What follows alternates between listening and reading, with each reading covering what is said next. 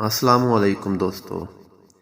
روایت ہے کہ ابلیس حضرت موسیٰ علیہ السلام سے ملا اور کہنے لگا، اے موسیٰ، اللہ تعالیٰ نے تم کو اپنی رسالت کے لیے برگزیدہ فرمایا ہے اور تم سے ہم کلام ہوا ہے۔ میں بھی اللہ کی مخلوق میں شامل ہوں اور مجھ سے ایک گناہ سرزد ہو گیا۔ اب میں توبہ کرنا چاہتا ہوں۔ آپ میرے پروردگار کے پاس میری سفارش کیجئے کہ میری توبہ قبول کرے۔ حضرت موسیٰ علیہ السلام نے اللہ تعالیٰ سے دعا کی۔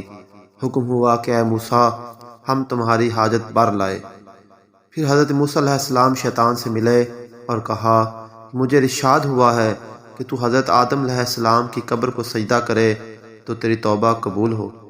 شیطان نے انکار کیا اور غصے میں آ کر کہنے لگا کہ جب میں نے آدم کو ان کی زندگی میں سجدہ نہ کیا تو اب مرنے پر کیا سجدہ کروں گا؟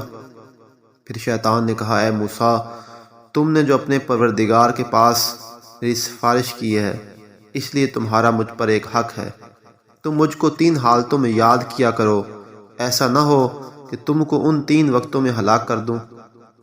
ایک تو غصہ کے وقت مجھ کو یاد کرو، کیونکہ میرا وسوسہ تمہارے دل میں ہے اور میری آنکھ تمہاری آنکھ میں ہے اور میں تمہارے رگ و پوست میں خون کی طرح دوڑتا پھرتا ہوں۔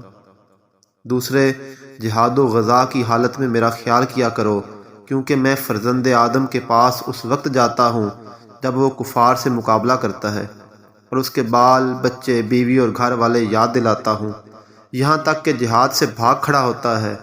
تیسرے، غیر محرم عورت کے پاس بیٹھنے سے بچتے رہو، کیونکہ میں تمہارے پاس اس کا قاصد ہوں اور اس کے پاس تمہارا پیغمبر ہوں۔